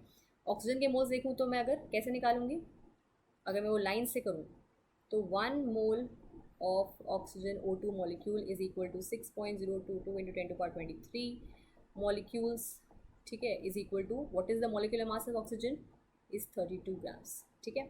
तो मुझे रिलेशन निकालना है मोल्स में और ग्राम्स में। तो 32 ग्राम्स में 1 मोल, 1 ग्राम में 1/32 into 16, the answer is 0.5 mole, simple, ठीक है। सेम हम लोग करेंगे फॉर नाइट्रोजन। तो सेम मैं रिलेशन यहाँ पे दोबारा से, I am not writing the line of it, I simply write the relation. तो 56 sorry what is the molecular mass of nitrogen, nitrogen molecule का मॉलिक्यूलर मास कितना है, it is equal to 28, right. So 28 grams में है हमारे पास 1 मोल, तो 1 gram में हो जाएगा 1/28 into 56, the answer is 2, right, या okay. So EMM is going to be what, 72 divide by 2.5 and the answer is going to be 28.8। ये सॉल्व कर लेना खुद से, ठीक है, ये डिवाइड कर लेना बिकॉज वो you have to finally find the answer, okay. तो EMM is going to be 28, it's a ratio so it is not going to be having any unit to it, ठीक है। सो नो बट या okay, मास है in grams और moles है तो ग्राम per मोल हो जाएगा, ठीक है। EMM is going to be in gram per mole, okay. So is this clear, what is the meaning of average molecular mass and average atomic mass? Okay, let's talk about our next important topic which is elemental analysis, okay. अब इस topic में हमको क्या समझना है, हमने different type के molecules देखे होंगे, लाइक लेट्स से C6H12O6, ठीक है, this is a molecule of glucose and everybody knows this is a molecule of glucose, है ना। अब ये हमारा एक single molecule of glucose is C6H12O6, है ना। तो अगर मैं बात करूँ इसके अंदर के एटम्स की, ठीक है, तो मैं बात करूँ एक मॉलिक्यूल जो है दैट इज C6H12O6 और इसके ही अंदर 6 एटम्स हैं कार्बन के, ठीक है, 12 एटम्स हैं हाइड्रोजन के और 6 एटम्स हैं ऑक्सीजन के, राइट। सो एक मॉलिक्यूल के अंदर we have these 3 different atoms, 6 atoms of carbon, 12 atoms of hydrogen and 6 atoms of oxygen, ठीक है। अगर मैं बात करूंगी मोल्स में, ठीक है, if I talk about let's say n moles of C6H12O6, तो उसमें, ठीक है, n moles of this molecule, okay, then we'll have is if I talk about the particular moles of each and every atom involved, ठीक है, तो carbon के moles हो जाएंगे 6 टाइम्स n, हाइड्रोजन के हो जाएंगे 12 टाइम्स n और ऑक्सीजन के हो जाएंगे 6 times n। This is nothing but your elemental analysis, ठीक है। अगर पूरे एक मॉलिक्यूल की बात करूंगी तो उस पूरे मॉलिक्यूल में डिफरेंट एटम्स हैं और जितनी बार है you can C 6 times carbon है, 12 बार हाइड्रोजन है, 6 बार ऑक्सीजन है, ठीक है। अगर मैं उसके n मोल्स की बात करूंगी उस पर्टिकुलर मॉलिक्यूल की, तो जो भी उसके इंटरनल एटम्स हैं उसका भी मल्टीप्लाई हो जाएगा जो भी उसके नंबर है. For example in this case we have carbon 6 times एन, हाइड्रोजन 12 टाइम्स एन और ऑक्सीजन 6 टाइम्स एन. ठीक है, अब हर चीज़ को क्वेश्चन करके ही समझ में आता है, तो हम क्वेश्चन करते हैं तब समझ में आएगा. This says find the weight of water present in 1.61 grams of this molecule, sodium sulfate 0.10H2. ठीक है, सबसे पहले तो हम हर क्वेश्चन को, ठीक है, मैं एक रूल बता रही हूँ, गोल्डन रूल बता रही हूँ, उसको याद रखना हमेशा. Always try to get your number of moles. Number of moles से कहीं पे भी जाना बहुत आसान होता है. ठीक है, और एक चीज़ होती है जो मुझे अब ना मुझे याद ही हो गई है. आई एम डेलिबरेटली मैंने याद नहीं करा है इसको, बट मुझे याद हो गई है दैट नंबर ऑफ मोल्स मेरा होता है given mass upon molar mass. Again I am not saying formula याद करने की कोई ज़रूरत है ही नहीं. ठीक है, बट डेलिबरेटली मुझे याद हो गया है कि नंबर ऑफ मोल्स का फॉर्मूला होता है जो भी मुझे मास गिवन है और उसका मोलर मास कितना है. ठीक है, तुम अगर वो लाइन को यूज़ करोगे तब भी तुम्हारा यही आएगा. राइट, तो टाइम को सेव करते हैं. Well the question is find the weight of water. तो मैं हमेशा मोल्स में लाती हूँ चीज़ों को. ठीक है, एंड ये जो ये फॉर्मूला मैंने तुम्हें यहाँ पे लिखा है इससे सब हो जाएगा. ठीक है, ये नंबर ऑफ मोल्स है, ठीक है, is equal to given mass upon molar mass. Okay, molar mass मेरा सोडियम सल्फेट का कितना होता है, Na2SO4.10H2O है. ठीक है, यानी कि 23 into 2 plus 32 plus 4 into 16 plus 10 into 18 which is water. Total is 322 grams. ठीक है, इसको एडअप कर लेना और ये आता है मेरा 322 grams. Now what is the number of moles. Moles मेरे हो जाएंगे given mass is 1.61, molar mass is 322 grams. ठीक है, so my number of moles is 0.005 moles. Okay, अब I know the number of moles of this particular बड़ा सा atom. I have to find the weight of water. Again weight निकालने के लिए तुम पहले पानी के मोल्स निकाल लो. ठीक है, इतने मोल्स में हमारे पास पानी के कितने मोल्स हैं, and from that we can find the weight very easily using this particular given mass upon molar mass. हम सब कर लेंगे. ठीक है, लाइन से करना है वैसे भी कर लेंगे. If you are not comfortable in memorising the formulas it is okay by me यार, लाइन से करो कुछ फर्क नहीं पड़ता. ठीक है, ओके, जो मैंने याद अभी लाइन कराई थी उससे भी कर सकते हैं. Right, so I know we have basically 0.005 moles of Na2SO4.10H2O. Elemental analysis क्या कहती है, अगर इट्स 0.05 मोल्स ऑफ ये बड़ा सा एटम है तो इसके इंटरनल में वी हैव 10H2O, यानी कि एक मॉलिक्यूल के पास 10 है. ठीक है, तो basically what is the number of moles of H2O, 10 multiplied by 0.05, 0.005 है, right? Is it 0.05? It's 0.005. Wait, it's 0.05. ठीक है, this is the moles of water. Okay, now he's asking me not the moles, he's asking me what is the weight of water. ठीक है, तो basically weight क्या होता है, which is the mass. ठीक है, तो I have to find basically the given mass of water. तो molar mass मुझे 18 पता है, number of moles मुझे पता है, इसको multiply कर दो, which is 0.05 multiplied by 18 grams is 0.9 grams. ठीक है, so 0.9 grams is the weight of water present in 1.61 grams of this particular molecule. This my friends also is a previous year question. मुश्किल था? I don't think so. ठीक है, तो basically वही है यार, क्वेश्चंस चीज़ें बहुत आसान होती हैं. जैसे कि मैंने बोला मुश्किल तो कुछ होता ही नहीं है, या तो आता है या तो नहीं आता है. या हमें कंसेप्ट पता था एलिमेंटल एनालिसिस का कि एक पूरे के पूरे हमारे मॉलिक्यूल में अगर we have n times of n number of moles of that particular molecule, तो उसके इंटरनल जितने भी हमारे मॉलिक्यूल्स जितने भी एटम्स हैं वो मल्टीप्लाई हो जाएंगे और जितने भी हमारे नंबर प्रेजेंट हैं. ठीक है, so is this very clear to all of us. Okay, moving on, we have the concept of this empirical formula and molecular formula. Very important, इस जगह से मैंने बहुत बार क्वेश्चन आता हुआ देखा है, स्पेशली नीट में. ठीक है, तो बीच बीच में मैं ज्ञान की बातें करती हूँ. ठीक है, समझ जाया करो. क्वेश्चन बच्चे ना नीट में जनरली मैथ्स से थोड़ा डरते होते हैं. This is something which is a very genuine, मतलब very overview kind of a thing, कि थोड़ा सा नंबर से थोड़ा सा अफ्रेड होते हैं. ठीक है, ज़्यादा नहीं, बहुत कम, और बहुत कम ऐसे बच्चे होते हैं. एज अ हमेशा सबको नहीं बोल रही मैं, नॉट जनरलाइजिंग दिस. ओके, तो क्या होता है नीट में, it is not even that important. they just want to know, the examiner just wants to know whether you know the concept or not. ठीक है, they are not going to ask you very difficult mathematics कि और बड़ा इतना बड़ा सा number को इतने बड़े नंबर से डिवाइड करके आंसर क्या आता है बताओ. No, they are not interested to know how good you are at mathematics, my friends. They just want to know whether you know the concept और डोंट नो द कंसेप्ट, ठीक है। तो आज के इस वीडियो में हम लोग कंसेप्ट्स कर रहे हैं और क्वेश्चंस कर रहे हैं जो आई डोंट थिंक ज़्यादा मुश्किल है। We are doing very simple easy questions और यही टाइप के क्वेश्चंस आते हैं, ठीक है। बेसिकली तुम देख रहे हो कि we just putting simply the formulas, और फॉर्मूलाज नहीं भी याद करने हैं, simply the concept and getting to the answer, है ना। तो बस हमें वही करना है, okay. Talking about empirical formula and molecular formula, ठीक है। अब समझो कि जैसे कि मैंने अभी C6H12O6 की बात करी विच इज़ ग्लूकोज, ओके। तो एक हमारी होती है सिंपलेस्ट रेशो, ठीक है। अगर मैं बात करूँ 2:1, this is the simplest ratio. If I talk about 8:, well not 8, wait, if I say it could be 8, okay, 16:8, ठीक है। तो ये सिंपलेस्ट रेशो नहीं है, इसको मैं अभी और कर सकती हूँ। This could be 1, this could be 2 and this also becomes 2:1, है ना। इफ आई से लेट्स से 8:4 अगेन, तो ये भी हमारा 2:1 बन सकती है, ठीक है।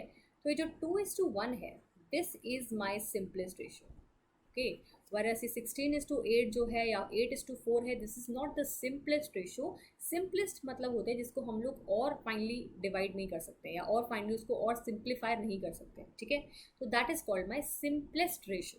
तो ये जो मेरा C6H12O6 है, इसमें जो डिफरेंट डिफरेंट एटम्स हैं, कार्बन, हाइड्रोजन, ऑक्सीजन, ठीक है, ये अपने सिंपलेस्ट रेशो में अभी नहीं है। This the ratio is, you can see 6:12:6, which can be simplified is to 1:2:1, है ना। तो ये जो 1:2:1 है, this is my simplest ratio. और मैं सिंपलेस्ट रेशो में अगर इस फॉर्मूला, इस पूरे मॉलिक्यूल को लिख दूँ, इट बिकम्स CH2O, है ना। तो this is my simplest ratio of the molecule, ठीक है। तो इस काइंड ऑफ मॉलिक्यूलर फॉर्मूला को, जिसमें हम लोग सिंपलेस्ट रेशो लिख रहे हैं, इसको हम बोलेंगे एम्पेरिकल फॉर्मूला, ठीक है। So empirical formula is going to be multiplied to a certain n. In this case ये n क्या है? This n is going to be 6, क्योंकि अगर मैं सबको 6 से मल्टीप्लाई कर दूँ, I will be getting my molecular formula, ठीक है, is going to be equal to molecular formula. So empirical formula multiplied by this little factor n, ठीक है, which in this case is 6, is going to give me the molecular formula. Is this clear? अब of course empirical formula मेरा है CH2O, ठीक है। अगर मैं empirical formula मास निकालूँ तो इज गोइंग टू बी 12 + 2 + 16, ठीक है। तो this of course is not the you know your mass of your C6H12O6, है ना। तो एम्पेरिकल फार्मूला मास और जो मेरा मॉलिक्यूलर फार्मूला मास होगा वो सेम तो नहीं होगा, बिकॉज एम्पेरिकल फार्मूला मास मेरे एम्पेरिकल फार्मूला से आया है। मॉलिक्यूलर फार्मूला में जो मास होगा, मॉलिक्यूलर मास होगा, वो मॉलिक्यूलर फार्मूला से आएगा, तो उस n का डिफरेंस रहेगा। एंड ये हम लोग क्वेश्चन से देखेंगे अभी कैसे कैसे पता चलता है, ठीक है। But just understand this, what is N empirical formula, how is it different from a molecular formula, and what is a simplest ratio, ठीक है, okay. Practicing a question, a compound was analyzed and found to contain 13.5 gram of calcium, 10.8 gram of oxygen and 0.675 gram of hydrogen. Find the empirical formula, ठीक है। अब इन question को करने का ना एक तरीका होता है, ठीक है। वो तरीका क्या होता है मैं अभी एक क्वेश्चन में लिखती हूँ, ठीक है। एंड यू विल ईजिली हर क्वेश्चन को ऐसे ही करना, ठीक है। It is going to be very easy for you also, हर क्वेश्चन को ऐसे ही करना, ठीक है। तो जो भी मेरे पास डिफरेंट एलिमेंट्स प्रेजेंट है वो पहले मैं लिख देती हूँ। A compound is analyzed and found to have 13.5 gram of calcium. Calcium है, ऑक्सीजन है और हाइड्रोजन है, ठीक है। Well okay, what is the मास, मुझे मास क्या गिवन है, I have 13.5 gram of calcium, 10.8 grams of oxygen and 0.675 gram of hydrogen, ठीक है। तो जो जो तुम्हें एलिमेंट्स प्रेजेंट है वो लिख दो ऐसे वर्टिकली, और उसके साथ साथ उसका जो भी गिवन मास है, मॉलिक्यूलर मास नहीं, गिवन मास जो तुम्हें गिवन है क्वेश्चन में, वो तुम लिख दो, ठीक है, ओके। अब तुम साथ में लिख दोगे साथ वाले टेबल में जो भी इसका मॉलिक्यूलर मास है। कैल्शियम का होता है 40, इसका होता है 16, इसका होता है 1, ठीक है। तो तुमने क्या करा, डिफरेंट डिफरेंट एलिमेंट्स लिख दिए, साथ में तुम्हें गिवन मास जो है वो लिख दिया, और साथ में तुम्हारा जो भी मॉलिक्यूलर मास है तुमने वो लिख दिया, ओके। अब तुम क्या करोगे, this divide by this, table 1 और टेबल 2 है, तो 1 डिवाइड बाय 2 करोगे, ठीक है। तो it is 13.5 divide by 40, 10.8 divide by 16 and 0.675 divide by 1, ठीक है। तो अगर तुम इसको डिवाइड एक्चुअली करोगे, you will be getting the answer as 0.337, 0.337 and 0.675। Divide करके देख लेना, यही आता है, ठीक है। अब ये जो तुम्हें ये नेक्स्ट टेबल मिला है ना, ये वाला डिवाइड करने के बाद 1/2 करके जो तुम्हें आंसर मिला है, इसमें से तुम देखोगे या छांटोगे सबसे छोटा कौन सा है। 0.335, 0.337, 0.675, ठीक है। सबसे छोटा कौन सा है? 0.337, ठीक है। 0.337 एक्चुअली दोनों, ओके। 0.337 सबसे छोटा है। So what you will do is last table में सबको उस छोटे वाले से डिवाइड कर दोगे। सो 0.337 डिवाइड बाय 0.337, यहाँ पे भी 0.337 divide by 0.337 and 0.675 divide by 0.337, ठीक है। This is 1, this is 1, this is 2. So your empirical formula is Ca1O1H2. Is this clear? तो कुछ नहीं करना, पहले अपने फॉर्मूला, अपने जो भी एलिमेंट्स है वो लिखो, साथ में जो उनका मास गिवन है उसको लिखो, साथ में उसका मॉलिक्यूलर मास जो तुम्हें, या एटॉमिक मास, ठीक है, जो तुम्हें पता है वो तुम वो लिखो। 1 को डिवाइड करो 2 से, उसके बाद जो आंसर आएगा उसमें सबसे छोटा वाला ढूंढो, उसको सबसे डिवाइड कर दो and you will be getting a ratio here, ठीक है। कुछ नंबर्स प्योर नंबर्स में मिलेंगे और वो हमारे होंगे एम्पेरिकल फॉर्मूला के नंबर्स, ठीक है।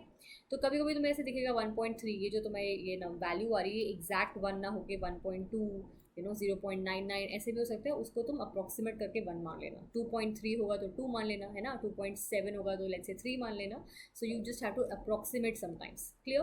तो ये हमारा होता है question related to your this, okay. अब ये एक क्वेश्चन है जो थोड़ा सा एक, I would say, I not use the word difficult because I hate that word as you guys know already, right. तो ये थोड़ा सा एक अच्छा क्वेश्चन आई वुड से है, ठीक है। इसको प्रैक्टिस करो एक बार and I will give the answer here to you, ठीक है। इसका आंसर जो है वो मैं बता देती हूँ, but this is a very good question to practice, please practice it and इतना मुश्किल नहीं है, हो जाएगा, ठीक है। So you have to find the molecular formula if it's molecular mass. तो तुम्हें मॉलिक्यूलर मास पता है, और एक हिंट मैं जो तुम्हें दे रही हूँ ना, वो है हिंट ही तुम्हारा आंसर है, वुड से, ठीक है। Empirical formula into n is molecular formula, ठीक है। तो empirical formula mass multiplied by n is going to be molecular formula mass. ये तुम्हारा हिंट है और जो तुम्हारा आंसर भी है, ठीक है। So do this question, try this, it's a very good question and okay, moving on.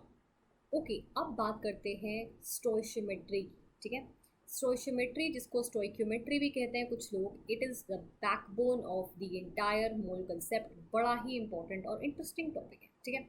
अब ये स्टोइशियोमेट्री या स्टोइक्योमेट्री कुछ नहीं होता है, फालतू में इतना बड़ा नाम दिया है। It is nothing but unitary method for balanced chemical equations, कुछ भी नहीं है। मतलब ये तुम पहली बार सुन रहे होगे जो मैं बोल रही हूँ unitary method for balance chemical equations. वो क्यों मैं बोल रही हूँ अभी थोड़ी देर में समझाती हूँ, but this is nothing but that, ठीक है। Stoichiometry is nothing but unitary method for balanced chemical equations. Unitary method में सीखा ही अभी कि जो पता है उसको इस साइड पे रखो, जो नहीं पता है उसको इस साइड पे रखो एंड सॉल्व फॉर दैट, ठीक है। अब for example if I right this equation N2 plus 3H2 gives 2NH3, ठीक है। ये हमारा एक आई वुड से इक्वेशन है जो सबको पता होता है। This is the reaction of formation of ammonia gas on reaction of nitrogen and hydrogen together, ठीक है। और ये हमारी एक बैलेंस्ड केमिकल इक्वेशन है, ठीक है। तो केमिस्ट्री में स्टोइशियोमेट्री के क्वेश्चन जब भी सॉल्व करोगे, मोल कंसेप्ट के किसी भी क्वेश्चन को रिएक्शन से सॉल्व करने वाले हो, तो ऑलवेज रिमेंबर एक जो अनसेड, अनकहा रूल जो है ना, वो है कि बैलेंसिंग तो होनी ही चाहिए। बैलेंस्ड केमिकल इक्वेशन अगर तुम्हारी नहीं है तो तुम उस इक्वेशन से आगे नहीं जा सकते, ठीक है, ओके। तो अगर तुम्हारी इक्वेशन बैलेंस्ड है, जैसे ये मेरी एक बैलेंस्ड केमिकल इक्वेशन है, हियर अगर कुछ नहीं लिखा तो 1 है, ठीक है। कुछ लिखा है तो यहाँ पे 3 लिखा है, यहाँ पे 2 लिखा है, ठीक है। तो ये जो नंबर्स मेरे लग गए हैं आगे, इनको मैं बोलती हूँ, all these 3 numbers 1, 3, 2 are called stoichiometric coefficients, ठीक है। स्टोइशियोमेट्रिक कोएफिशिएंट कहती हूँ मैं, और इनसे मैं अपना हर टाइप का क्वेश्चन सॉल्व कर लेती हूँ। अब इन नंबर्स का मतलब क्या है? इन नंबर्स का मतलब है I can use them in number of moles, in terms of moles, in terms of molecules, anyway, ठीक है। I can say 1 mole of nitrogen, okay, gas plus और reacts with 3 moles of hydrogen gas to form 2 moles of ammonia gas. Is it clear? तो इसको मैं ऐसे लिख सकती हूँ, ठीक है। कहने का मतलब है कि I can write this स्टोइशियोमेट्रिक in terms of moles. Or I can also write in terms of molecules. I can say one molecule of nitrogen reacts with 3 molecules of hydrogen to form 2 molecules of ammonia. ठीक है, तो ये जो numbers हैं इनको मैं number of moles में भी बोल सकती हूँ, यूज़ कर सकती हूँ, नंबर ऑफ मॉलिक्यूल्स के फॉर्म में भी यूज़ कर सकती हूँ. बेसिकली ये नंबर्स बड़े बड़े इंपॉर्टेंट है, इसलिए सही बैलेंसिंग करना बहुत ज़्यादा इंपॉर्टेंट तुम्हारे लिए है. ठीक है, तो ये जो नंबर्स हो गए इनको मैंने बोल दिया स्टोइशियोमेट्रिक कोएफिशिएंट, और इससे मैं यूनिटरी मेथड लगा सकती हूँ. कैसे लगा सकती हूँ? आई कैन सिंपली से, अगर कोई तुम में से कोई भी मुझसे पूछेगा कि how many moles of H2 are required to form 2 moles of ammonia, तो दिख ही रहा है मुझे 2 मोल ऑफ अमोनिया के लिए मुझे 3 मोल्स चाहिए. सिंपल. तुम में से कोई मुझसे पूछेगा how many moles of nitrogen are required to form 1 mole of ammonia. ठीक है, तो अगर 2 मोल ऑफ अमोनिया के लिए मुझे चाहिए 1 मोल N2. ठीक है, दिख ही रहा है मुझे 1 मोल चाहिए मुझे 2 मोल के लिए. तो अगर मुझे 1 मोल अमोनिया बनाना है तो उसके लिए मुझे 1/2 चाहिए. सिंपल. ठीक है, अगर मुझे 10 मोल अमोनिया बनाना है तो मुझे इंटू 10 चाहिए. So basically this is nothing but unitary method for balanced chemical equations. That's all. ठीक है, उसके अलावा कुछ भी नहीं है. ठीक है, ओके. अब हम एक क्वेश्चन को समझते हैं. ठीक है, how many moles of hydrogen gas are needed to produce 0.8 mole of ammonia. तो दोबारा से अब देखो, एक ना गोल्डन रूल बता रही हूँ. ठीक है, this is something which I have done with my past. ठीक है, और I have learned, I would से विद माई पास्ट, कि तुम जब भी ऐसा कोई क्वेश्चन देखो तो नंबर ऑफ मोल्स पे हमेशा आ जाएगा. Always come to number of moles, क्योंकि वहाँ से कहीं पे भी निकलना बहुत आसान होता है. ठीक है, ऐसे speed is equal to distance upon time, ऐसे याद सबको है ना. Mitochondria is power of the cell, सबको याद है. ऐसे ही number of moles is given mass upon molar mass याद होना चाहिए. ठीक है, क्योंकि उस इक्वेशन से हमको हमारा टाइम बहुत सेव हो जाता है. ठीक है, ओके. तो मैं दोबारा से वो इक्वेशन लिखती हूँ. N2 + 3H2 gives me 2NH3. Okay, how many moles of hydrogen gas. Hydrogen gas के मोल मुझसे पूछ रहा है. ठीक है, जो पता है, जो नहीं, जो जानना है वो हमेशा इस तरफ, जो पता है हमेशा इस तरफ. ये तो यूनिटरी मेथड का रूल ही है ना. How many moles of hydrogen gas are needed to produce 0.8 moles of ammonia. ठीक है, तो मुझे पता है कि अमोनिया मेरे पास अगर 2 मोल्स अमोनिया है, 2 moles ammonia needs 3 moles of H2 gas. ठीक है, तो 1 मोल की नीड क्या होगी? 3/2. और कितना बनाना है? 0.8. ठीक है, very simple. So it's 2.4 divide by 2, it's 1.2. So my answer is 1.2. कुछ भी डिफिकल्ट नहीं हुआ. मुझे जो चाहिए था how many number of moles of hydrogen gas. तो हाइड्रोजन गैस चाहिए, that is going to be on this side. ठीक है, जो पता है वो is going to be this side. और ये जो नंबर्स लिखे हैं 1, 3 और 2, I treat them as number of moles. So I can say 2 moles of ammonia are needed for are formed when we have 3 moles of H2. So 1 मोल का हो जाएगा 3/2 और 0.8 का हो जाएगा into 0.8. And this is our simple stoichiometric reaction जिसे हम कहते हैं, और सिंपल यूनिटरी मेथड. ठीक है, कोई बहुत ही मुश्किल चीज़ इसमें I don't think. Alright, stoichiometry को हम लोग डिस्कस कर चुके हैं. It is nothing but unitary method, okay, by the balanced chemical equations. Okay, and stoichiometric coefficient क्या होता है समझ में आ गया हमको अच्छी तरह से. अब हम पढ़ते हैं कुछ एप्लीकेशंस ऑफ स्टोइशियोमेट्री. ठीक है, ये जो हमने बैलेंस्ड केमिकल रिएक्शन करा और उसके हिसाब से हमने कभी कभी रिएक्टेंट को प्रेडिक्ट करा, कभी प्रोडक्ट की अमाउंट को प्रेडिक्ट करा. ठीक है, तो ये सब ये हमारा होता है स्टोइशियोमेट्री. ठीक है, अब हम बात करते हैं कुछ एप्लीकेशंस की. एप्लीकेशंस होती है हमारी लिमिटिंग रिएजेंट. ठीक है, percentage yield, percentage purity, determination of rate constant and determination of equilibrium constant. Okay, तो इन सबको एक एक करके डिस्कस करते हैं हम लोग, and that is going to be the end of this video. एक बार हम ये सब पढ़ लेंगे. ठीक है, एंड इसके बाद we will have things of solutions, वो हम लोग नेक्स्ट वीडियो में देखेंगे. बट फिलहाल हम बात करते हैं about the first application of stoichiometry, which is my limiting reagent. ठीक है, what is a limiting reagent? घर में चाय सबने बनाई है. ठीक है, नहीं बनाई है तो प्लीज़ सीखो यार, चाय तो बनानी आनी चाहिए. तो अगर तुम चाय बनाते हो, let me give you an very relatable example, कि तुम्हारे घर पे लेट्स से 20 गेस्ट आ गए हैं. ठीक है, you have 20 guest in your house. Oh my god. ठीक है, and you are asked to make tea. तुम्हें चाय बनानी है. ओके, चाय बनाने के लिए you need water, you need sugar, you need milk and you need tea leave, है ना. तो तुम्हारे पास टी लीव्स बहुत सारी हैं. ठीक है, भर के बिल्कुल एकदम भरा हुआ है सारा का सारा घर. ठीक है, शुगर भी तुम्हारे पास बहुत सारा है, बहुत सारा. ठीक है, वाटर भी तुम्हारे पास एक्सेस है. ओके, बट जो मिल्क है, ठीक है, वो सिर्फ 1 कप है. सो बेसिकली घर पे 20 गेस्ट आए हैं, टी भी पड़ी है, शुगर भी पड़ी है, वाटर भी पड़ा है, लेकिन जो मिल्क है that is only 1 cup. Okay, तो क्या लगता है कितनी चाय बनेगी? चाय तो 20 बनानी है मुझे, वो तो मेरा काम है, आई एग्री, राइट, क्योंकि लोग आए हुए हैं, they are waiting for a tea. But I only have 1 cup of milk, और मुझे एक चाय बनाने के लिए 1 कप पूरा मिल्क चाहिए होता है, ठीक है, that's how you make tea. Okay, तो ऑफ कोर्स चाहे तुम्हारे पास टी जितनी मर्जी प्रेजेंट हो, जितनी भी हाई क्वांटिटी में, शुगर जितनी मर्जी हाई क्वांटिटी में, वाटर जितनी मर्जी हाई क्वांटिटी में हो, बट दूध तो कम पड़ गया ना, ठीक है। और क्योंकि मिल्क कम पड़ गया, that milk is going to limit the amount of tea which is going to be formed, and इसीलिए जो जितनी भी चाय बनेगी, ठीक है, that is going to depend only on the quantity of milk, क्योंकि टी बहुत सारा है, शुगर बहुत सारा है, वाटर बहुत सारा है, बट दूध कम है, और जितना दूध है उतनी ही चाय बन पाएगी, है ना। तो इसीलिए this is the limiting reagent. तो जो रिएजेंट कम होता है, सबसे कम होता है, that will decide the quantity of product, ठीक है। तो हमारा जो चाय है, जो हमारा प्रोडक्ट है यहाँ पे, वो किस पे डिपेंड करेगा? टी पे डिपेंड नहीं करेगा, शुगर पे डिपेंड नहीं करेगा, वाटर पे डिपेंड नहीं करेगा, बिकॉज वो बहुत सारी क्वांटिटी में है, बट दूध पे डिपेंड करेगा because that is in the least quantity, and that here is my limiting reagent. Are we clear with this? ठीक है, सो ये होता है मीनिंग ऑफ लिमिटिंग रिएजेंट, ठीक है। अब हम केमिस्ट्री में इसको कहाँ अप्लाई करते हैं? क्योंकि कुछ रिएक्शन तो बड़े सिंपल होते हैं। We have A changes to 2 times B, यानी कि 1, ये स्टोइचियोमेट्रिक नंबर है, तो 1 mole of A converts to 2 moles of B, ठीक है।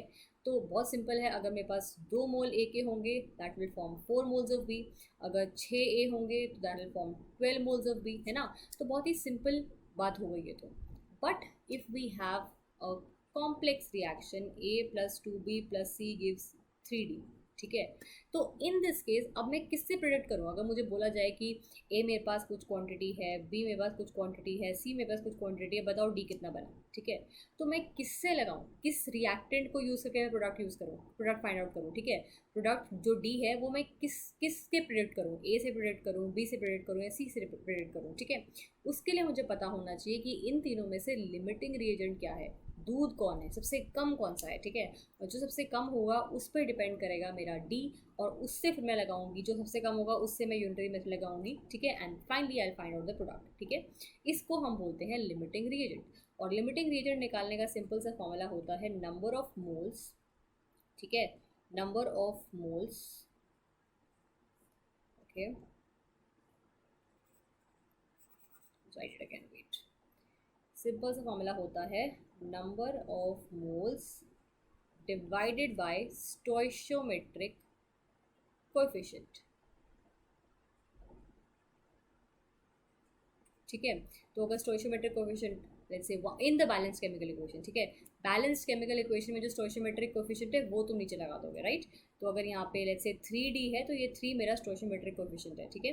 So this is the limit, इससे तुम लिमिटिंग रिएजेंट फाइंड आउट करोगे। तो अब मैंने समझा दिया क्या होता है, एक क्वेश्चन प्रैक्टिस करके देख लेते हैं, ठीक है, कि इसका मीनिंग क्या हुआ। अब ये जो क्वेश्चन है, this is a question of your NCERT of class 11th, ठीक है, जो बहुत ही अच्छा क्वेश्चन है, एक एग्जाम्पल का क्वेश्चन है।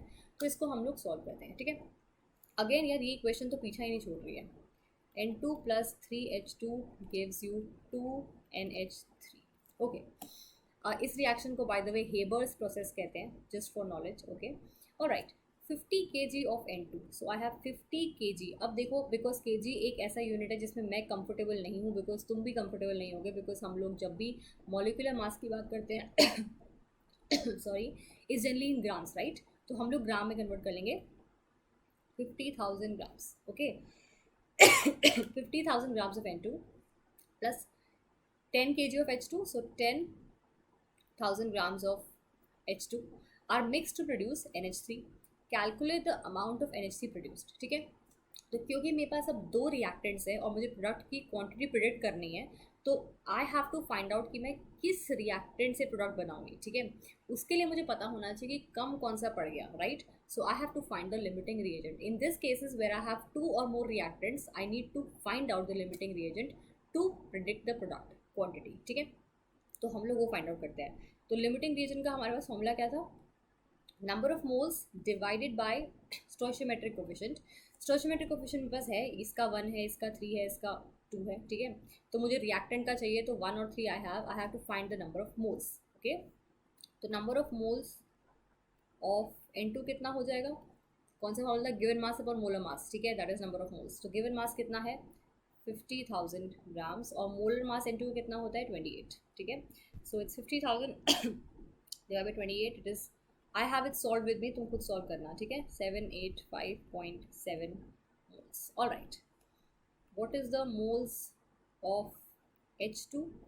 I have 10,000 divided by molar mass of H2 कितना होता है 2, so it is nothing but 5,000 moles, ठीक है। दोनों के मोल्स आ गए। लिमिटिंग रिएजेंट का फॉर्मूला लगा दो यहाँ पे, number of moles is 1785.7 divide by यहाँ पे N2 के, इट्स स्टोइचियोमेट्रिक कोएफिशिएंट इज 1। यहाँ पे लिमिटिंग रिएजेंट क्या हो जाएगा 5,000 डिवाइड बाय 3, ठीक है, because 3 is a stoichiometric coefficient here. This is 1785.7 and this becomes equal to, अगर मैं मल्टीप्लाई करूँगी 1666.6, ठीक है। तो इन दोनों नंबर में से छोटा कौन सा है, दिस, ठीक है। So which means my H2 is the limiting reagent, ठीक है। तो मैंने क्या किया, दोनों के नंबर ऑफ मोल्स निकाले, उनको डिवाइड किया by the respective stoichiometric coefficient and जो भी आंसर आया उन दोनों को कंपेयर किया, जो छोटा था that is going to be the limiting reagent and in this case my H2 is the limiting reagent. तो H2 से मैं प्रोडक्ट क्वांटिटी फाइंड आउट करूँगी, ठीक है। तो एज आई सेड, पहले मोल्स में आंसर निकालो और मोल्स से हम लोग कहीं पे भी जा सकते हैं, जहाँ मन करे जा सकते हैं, ठीक है। So I have to find out the product. Limiting reagent तो मुझे समझ में आ गया H2, ठीक है। प्रोडक्ट निकाल लेते हैं। So I just use this part now because N2 मेरा एक्सेस रिएजेंट है, उसको हटा दो, साइड कर दो। सो 3 moles of H2 produce 2 moles of NH3, ठीक है। तो एक मोल क्या प्रोड्यूस करेगा 2/3 और मेरे पास H2 के कितने मोल्स हैं, I have, this is the number of moles of H2, right, 5,000 moles. So this is going to be my number of moles, okay. तो ये that is this, you can solve this out. तो ये मेरे number of moles हो गए, but I have to find out the amount of NH3। तो given mass, moles कितना होता है, given mass upon molar mass, है ना। तो मुझे सिंस मास निकालना है, गिवन मास निकालना है अमोनिया का, जो मास बनेगा that is moles multiplied by molar mass. तो ये मेरे मोल्स हो गए, multiplied by molar mass of NH3 कितना होता है, it is how much, wait, NH3, so 3 plus 14 which is 17, right? So multiplied by 17. So this entire quantity is your mass of ammonia produced. Is this clear? I don't think it's a very difficult thing. So I think it's quite easy for all of us to understand this कि मोल limiting reagent क्या होता है, कहाँ लगता है, कहाँ ज़रूरी है, कहाँ ज़रूरी नहीं है, ठीक है। ऐसे रिएक्शंस में सिंपल वाले में we don't need to even use it, ठीक है, यहाँ पे, बट जहाँ पे वी हैव मोर कॉम्प्लेक्सिटी वहाँ we need to apply the concepts of limiting reagent, okay. Moving on, we have percentage yield, ठीक है। तो ये हमारी सेकेंड एप्लीकेशन है ऑफ स्टोइचियोमेट्री।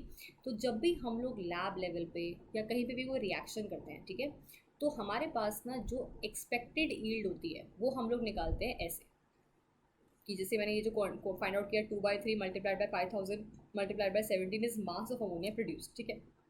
तो ये जो मास, ये जो मेरा आंसर आएगा which comes out to be equal to around 56.6 kg, ठीक है, और 56666 grams, whatever unit suits you. तो ये जो मेरे पास मास आया, this is the expected mass, इतना होना चाहिए, ठीक है, बट इतना होता है नहीं, ठीक है। एंड क्यों नहीं होता, बिकॉज हम जब लैब में रिएक्शंस होते हैं तो कुछ स्टेप्स में क्या होता है कि यील्ड रिड्यूस होती रहती है, कुछ भी, it can be environmental effect, हमारा कुछ भी इफेक्ट्स हो सकते हैं, बट जो यील्ड होती है जितनी एक्सपेक्टेड होती है ना, उससे इतना परफेक्ट रिएक्शन कभी नहीं होता, ठीक है। परफेक्ट लाइफ में कुछ नहीं होता, ओके, रिएक्शन तो क्या ही होगा। तो इसीलिए यील्ड जितनी एक्सपेक्टेड है उतनी ही ना होके उससे कुछ कम होती है, ठीक है। सो परसेंटेज यील्ड का फॉर्मूला कुछ नहीं होता, it is the real yield, जो तुम्हारी एक्चुअली यील्ड आई, या फिर इसको एक्सपेरिमेंटल यील्ड भी कहते हैं क्योंकि एक्सपेरिमेंटल ये आई, ठीक है, experimental yield divided by your theoretical yield, जितनी तुमने थ्योरी में कैलकुलेट करके निकाली, जो तुमने लिमिटिंग रिएजेंट वगैरह सब निकाल के लगा ली, थ्योरेटिकल यील्ड मल्टीप्लाइड बाय 100। अब खुद बताओ ज़्यादा कौन सी होगी, ऑफ कोर्स थियोरेटिकल में जो तुमने निकाली है that is going to be higher, और रियल में जो आई है वो कम होगी, ठीक है, क्योंकि उतना परफेक्ट रिएक्शन कभी नहीं होता। हमेशा जो रिएक्टेंट प्रोडक्ट में कन्वर्ट होता है वो कभी कंप्लीटली नहीं होता, कुछ ना कुछ हमेशा रिएक्टेंट साइड में रह जाता है, ठीक है। So that is going to be my percentage yield का फॉर्मूला, ओके। तो सिमिलरली यहाँ पे हमारा एक सिंपल सा क्वेश्चन है, magnesium carbonate decomposes to form 15 grams of MgO, theoretical yield is 19, what is percentage yield. तो परसेंटेज यील्ड सिंपली क्या हो गई, ठीक है, 15 grams decompose to form 15 grams of MgO, मतलब असली में 15 ग्राम्स में बन रहा है, थियोरेटिकल 19 है into 100। Very simple, I don't think it's अ मुश्किल क्वेश्चन। तो इसको तुम मल्टीप्लाई डिवाइड कर लेना, जो भी करोगे you will find out the answer, this 78.9%, ठीक है, not at all difficult, very very easy, ठीक है। अब ये जो क्वेश्चन है this is your homework, very simple, इसमें कुछ भी मुश्किल नहीं है। If the reaction of 30 grams of calcium carbonate produce 15 grams of CO, ठीक है। अब CaCO3 form CaO plus CO2, ये मेरा बैलेंस्ड केमिकल रिएक्शन है, सारे नंबर्स मेरे 1 हैं, ठीक है। अब इस इक्वेशन को यूज़ करके you have to find out the percentage yield. कैसे करोगे, क्वेश्चन को हिंट दे देती हूँ। If the reaction of 30 grams of calcium carbonate, तो दिस इज 30 ग्राम्स, हिंट है मोल में कन्वर्ट कर लेना फटाफट, 2 मिनट से पहले just converted into number of moles, okay. Produces 15 grams of calcium carbonate, तो 15 ग्राम जो तुम्हारा ये गिवन है ये तुम्हारा रियल यील्ड है, इसको भूल जाओ, ये न्यूमरेटर हो गया, ठीक है। डिनोमिनेटर यानी कि जो एक्सपेक्टेड है, जो थियोरेटिकल है, वो तुम खुद से निकालो, ठीक है। 30 ग्राम यानी कि एक मोल से अगर एक मोल मिलता है, ठीक है, 30 ग्राम में जितने भी नंबर ऑफ मोल्स आएंगे उससे हमें कितना मोल्स मिलना चाहिए, find out the mass, okay, and that is going to be your real yield, then divide those two divide multiplied by 100, you will be getting the percentage yield, okay। So I hope that is clear, okay। Next we have percentage purity. तो जब भी हम लोग कोई question, जब भी हम लोग लैब लेवल पे या लैब स्केल पे कुछ करते हैं, कुछ भी रिएक्शन करते हैं, तो परसेंटेज यील्ड की ही तरह we have another quantity called percentage purity, क्योंकि जब भी हम लोग स्पेशली फार्मास्यूटिकल इंडस्ट्रीज़ में, ठीक है, कोई ड्रग सिंथेसाइज करते हैं या कुछ भी बनाते हैं, तो वो 100% प्योर नहीं होता, ठीक है। कुछ होता है हमारा प्योर, जिसको हम लोग प्योर वाले को हम लोग ना एक्टिव भी कहते हैं, एक्टिव ड्रग या प्योर ड्रग, ठीक है। और जो बाकी होता है वो अनप्योर या इनएक्टिव होता है, ठीक है। तो सिमिलरली परसेंटेज प्योरिटी, जैसे परसेंटेज यील्ड था वैसे ही है, प्योर कंपाउंड का मास डिवाइडेड बाय टोटल का मास, ठीक है, मल्टीप्लाइड बाय 100, वेरी सिंपल, इसमें कोई मुश्किल बात ही नहीं थी, है ना। तो क्वेश्चन कर लेते हैं अगर इजी है इतना तो। सो अ 12 gram sample of crystallised pharmaceutical drug contains 11.57 gram of active drug. Active drug क्या होता है, प्योर ड्रग, ठीक है, एक्टिव मतलब प्योरिटी, प्योर ही होता है। कैलकुलेट द परसेंटेज प्योरिटी, तो सिंपल, एक्टिव या प्योर कितना है, 11.57 अपॉन 12 हमारा टोटल है, multiplied by 100, this is about 96.4 not grams, sorry, percentage, ठीक है, 96.4 परसेंटेज, 96.4 परसेंटेज, ऑल राइट, ठीक है, this is your percentage purity, ठीक है। ऐसे क्वेश्चंस हम लोग बहुत इजीली आई थिंक सॉल्व कर लेंगे। Next of we have your rate constant, this is also one of your applications of your stoichiometry। तो कोई reaction है, let's say a x times a plus y times b gives z times c plus w times d, ठीक है। सो अगर मैं rate constant की बात करूँ, यू नो व्हाट इज के, अगर तुमने नहीं पढ़ा है अभी तक तो आगे जाके तुम लोग ये चीज़ समझोगे, अगर पढ़ लिया है तो ग्रेट, ठीक है। Is equal to your reactant a की power x, your reactant b की पावर y, जो भी स्टोइशियोमेट्रिक कोफिशिएंट होता है वो पावर में चला जाता है, ठीक है। This is your rate constant, नहीं पढ़ा है तो आगे जाके भी पढ़ोगे।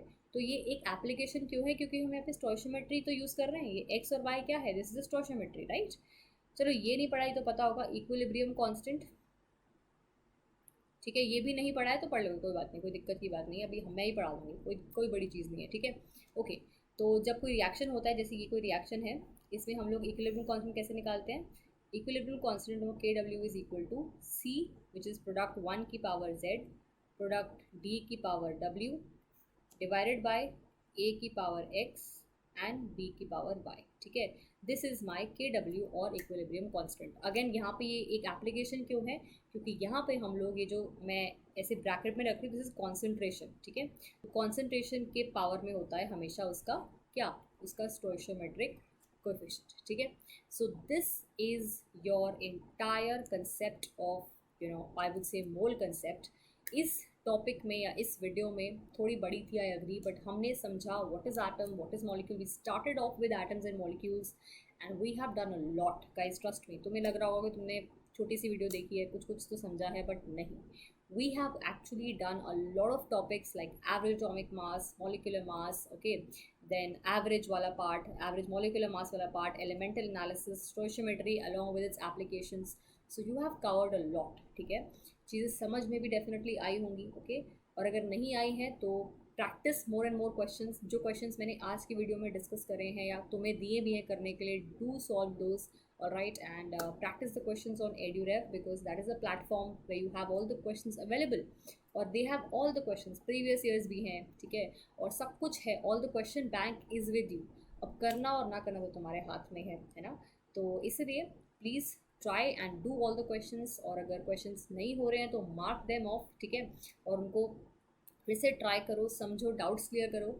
And thank you so much for watching, if you watching it till now, and stay head and stay tuned for more.